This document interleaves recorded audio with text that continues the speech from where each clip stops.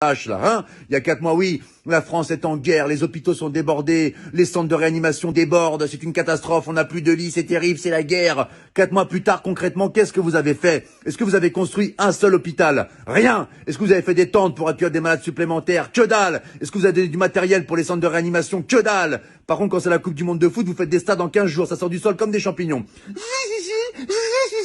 Les stades, ils les font en 3 semaines. En Chine, ils ont fait un hôpital en 10 jours. Nous, ça fait 4 mois, on n'a même pas des couvertures en plus. Un oreiller, non plus. Bon, bah écoute, c'est super, hein, vive la France. Et arrêtez de nous balancer de la poudre aux yeux pour camoufler vos incompétences à parler de l'islam H24, c'est terrible. Les femmes voilées, les piscines séparées pour les femmes, le séparatisme, les extrémistes, les hommes qui se douchent en caleçon après, c'est un signe de radicalisation. Vous allez arrêter de casser les couilles aux musulmans, mais c'est quoi ce bordel? Là, si ça continue à ce rythme-là, ils vont dire que le coronavirus, il a muté et que les musulmans ont créé une bactérie qui s'appelle le Hamid-19. Nous sommes avec Jérémy qui a été infecté par le Hamid-19. Pouvez-vous nous raconter votre calvaire, Jérémy?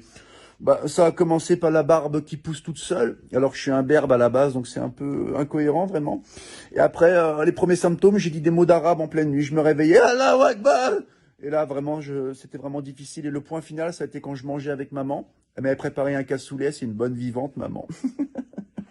Et puis là, d'un coup, il y a une phrase qui est sortie. Ashhadu an la ilaha illallah wa ashhadu anna Muhammadan Rasulullah.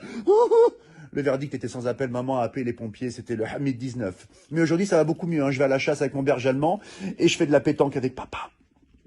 Voilà, c'était Jérémy qui a été infecté par le Hamid-19. Laissez les musulmans tranquilles, c'est insupportable. On a l'impression qu'il y a que eux qui existent dans le monde, vous les massacrez H24. Là, je m'adresse au peuple de France. Il faut qu'on défende nos frères musulmans, ce sont des Français à part entière comme nous. C'est comme si on laissait un gamin à l'école se faire tabasser par 10 personnes et qu'on réagissait pas. Il faut qu'on les défende, d'accord? Les médias se servent d'une minorité pour salir une majorité. Ils leur cassent les couilles. La plupart des musulmans, ils sont en France, ils sont sans problème, on les entend jamais. Ils veulent une vie tranquille comme vous, comme moi, comme nous tous.